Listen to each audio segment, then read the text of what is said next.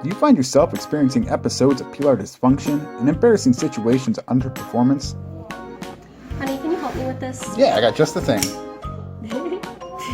What? It's a perfectly good, capable tool. Well, it's time to make a change and start performing. One daily dose of CRKT can enhance your performance. I got you covered, sweetheart.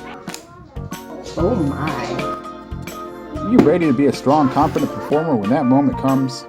Poor cutting performance and penetration issues are treatable with one dose of CRKT. Please consult your reviewer before making purchase. It's time to take control of your life. Have confidence in hand and make the change.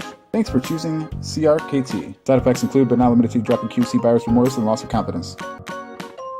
How's it going, guys? Today we are taking a look at the Large Pilar by CRKT. This is a Jesper Boxnäs design, and it's gonna be an interesting one. We'll just say that. This was provided to me by Esquire Knife and Tool, one of my Instagram friends. He's been in quite a few pass-alongs. He was actually in my Farm Boy and Friends reviewed the Boker Patriot, so he was one of the reviewers on that video as well. So he sent this to me, and we're going to check it out and pass this along to some of the other friends of the channel to check out as well. But yeah, first things first, we're going to throw in a spec check, and then we'll get started. Here we go, guys.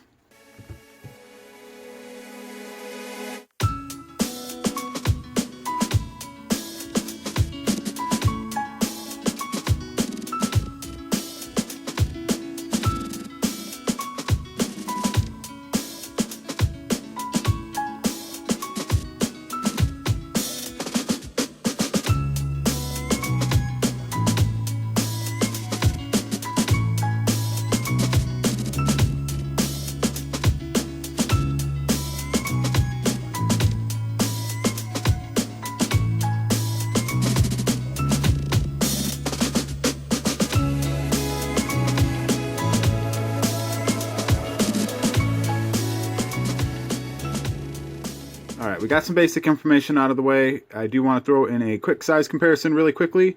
So I'm going to pop that picture up here. That was something I kind of took a little pull back a few videos ago, and you guys said it's not necessary, but it's a nice little touch. So I'm going to try to incorporate those into my videos. It'll probably just be a quick snapshot next to some knives that you guys might be familiar with, so you can get an idea.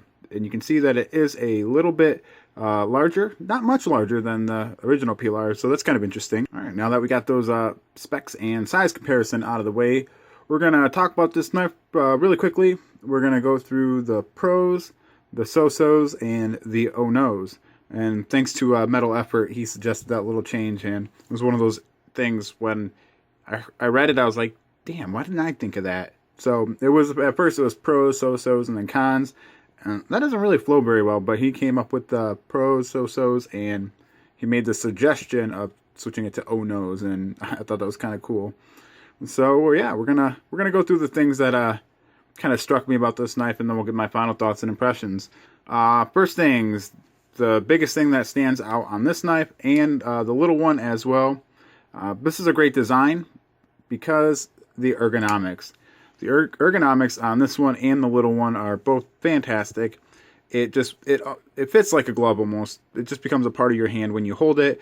You've got the generous finger choil. You've got a very nicely shaped handle. And this knife just locks in. You got the swoop in the top of the blade that really lets you, however you want to hold this, you're going to get a good grip on it. And it's really comfortable to do it. So yeah, that was something that just really stands out about this one and the original. I'll throw the original in real quick. And you can just see that, yeah, these both just fit very well in the hand. So that's always a nice little thing, is these models are great. Next thing up is going to be the steel. Thank you, CRKT.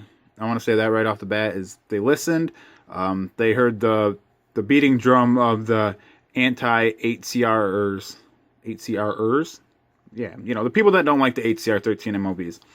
Now they tend to stick with it on new launches, and they're moving away from it. They're starting to experiment with some other stuff, but this is a proven design. They've done very well with the Pilar, and they listened to the folks, and now they are offering it in D2, which is one of my favorite, if not my favorite, budget steel, right up there with the probably 14C28N and the CTS BD1. Those are probably my favorite budget steels currently, and they listen. So great choice on upgrading it. And you got the coated blade, so you know you don't have to worry so much about the the corrosion and the rusting and all that. But I have never had a problem with D2, so that's just a little side note. The steel, great little win. And that just kind of brings us into our next thing, and that's the attempt. What this knife is. This knife represents a company, CRKT particularly, listening to the audience, so to speak, and the consumer. They heard the cries for a larger pilar, and they answered it. They heard the cries for a better blade steel, and they answered it. And I don't know if anybody was asking for a flipper, but hey, they threw that in there too. So yeah, we'll talk about that here in a few minutes. So that's always a great thing, is when a company like this listens, and CRKT is not afraid to do new things. They are probably the most willing to try a new lock, a new opening mechanism, a new, hell, I watched JT's video on a slip joint collection, and they have a knife that has this built-in sharpener. It sharpens itself when you open and close it. That's some cool stuff that CRKT, only CRKT will do that. You know, Kershaw will play around a little bit here and there, but CRKT is really, really great at trying that stuff out. So I always applaud them, and they listened, and they delivered. Here is a large Pilar in D2. That's what the folks wanted, and it's here. So I give them high marks for that. Next thing up on the pros is going to be the size. This is slightly larger than the small Pilar, but for a small knife, this is probably the most ergonomic knife that I've had in hand. It's great. But I have small hands. If you have medium to large hands, this would probably leave you feeling like your knife was inadequate. Hence the intro. So this being a bigger size, I would still say it's actually a smaller to medium-ish knife. But that makes this model and the things that this model offers more accessible to a lot of folks. You know, not everyone has small or medium hands. And yeah, that's a great thing. It's a really nice thing that they did. And I think a lot of folks are going to be happy with the fact that they can now feel comfortable holding this, and they're not going to feel like they're holding a little tiny thing. So great thing. Awesome job, CRKT. We're going to wrap into some things that are just kind of so-so on this knife now. All right, starting with the first thing that's kind of so-so for me is going to be the flipper. I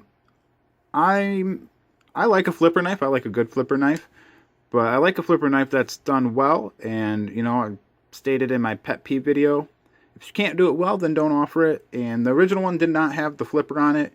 And I never said, hey, man, I wish this knife had a flipper. It does flip. I feel that a flipper on a small knife with nylon washers is kind of a recipe for disappointment. Now, it can be done. I've had it done okay on some knives. See, there you go. It does flip open, but it still leaves a little bit to be desired, in my opinion. There are a couple little things that it adds to it as well that are not desirable. So you've added a little bit of extra right here when you're gripping it, and now that is a little bit. Now you've noticed on the original model there is no flipper tab there, so you just got that. Now you got a little bit of extra metal, and there's jimping on here. So now you're adding a little bit into this little groove. Now, don't get me wrong, this isn't super noticeable, and I only noticed it after handling the original to handling this, but there is a little bit extra in there that's going to be rubbing across the top of your middle finger. Now, is it a deal breaker? No, it's not, which is why it's in the so-sos. And that kind of leads us into the nylon washers. That's going to be one of those things where if you're going to take a swing and upgrade it, I really wish they would have went with the bronze washers. This one actually does not have the original nylon washers, and we're going to get into that when we go into the oh-no's. These nylon washers have been changed a little bit to make up for some tolerances on this knife. And it does flick open. It's a little stiffer on the detent than my original one, but like I said, I'm going to attune that to, still needs to be broken in, but it does flick. I prefer flicking it or even doing a slow roll on this knife. We'll see, we'll get the slow roll in here. And I think that's good. I'm okay with that. I don't know. Not a fan of the flipper on this one. I think you guys got that by now. And that's about where I'll draw the line. The things that's going to be the oh no's are the fit and finish on this knife. And Esquire Knife and Tool has a post, a nice ranty post on his Instagram that's going to be linked below. I highly recommend you go and check that out because that's coming straight from the source. He has done some things to this knife to correct the issues that he got on it. Some of the issues where it was off center, the blade stop was off, the pocket clip was kind of bent and twisted, and you could still see a little bit of that. he put a lot of work into getting this knife kind of dialed in, and he had to change the washers to account for some of the tolerance issues.